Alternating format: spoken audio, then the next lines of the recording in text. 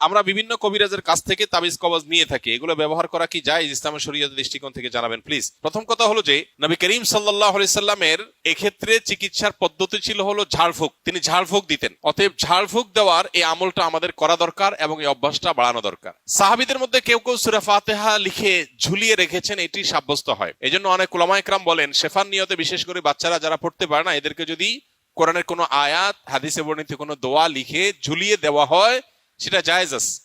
বাকি হাদিসে যে মান আল্লাকা তামিমাতান ফাকাদ আশরাকা রয়েছে, যে ব্যক্তি তামিমা ঝুলালো, মাদুলি ঝুলালো, সে শিরক করলো।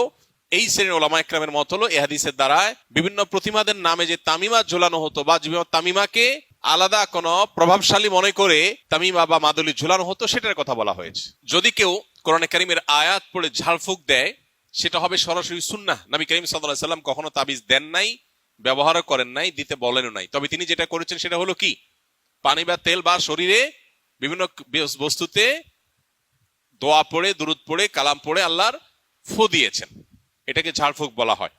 এটা হলো সুন্নাহ। আর বাকি কোরআনে কারীমের আয়াত এবং কোরআন হাদিস বর্ণিত দোয়া দিয়ে যদি শুধুমাত্র তাবিজ ঝুলানো হয়, যারা পড়তে পারে না, অসুবিধা হয়, তাহলে সেক্ষেত্রে এটাকে উলামায়ে কেরাম জায়েজ বলেছেন।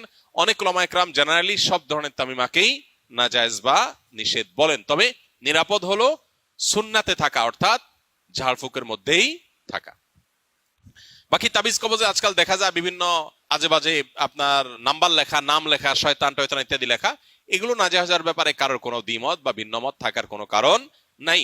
অনেকে অনেক বিভিন্ন রকমের ওই যে কাঠের গুড়ি, চামড়া ইত্যাদি কেটে ঝুলায় রাখে, এটা লাগালে উপকৃত হবে, এরকম একটা বিশ্বাস থাকে। এটা বৈজ্ঞানিকভাবে বা অভিজ্ঞতা দ্বারাও প্রমাণিত না, আবার কোরআন হাদিসের আলোকেও প্রমাণিত না। বিধায় এই বিষয়গুলো সন্দেহাতীত ভাবে কুসংস্কার।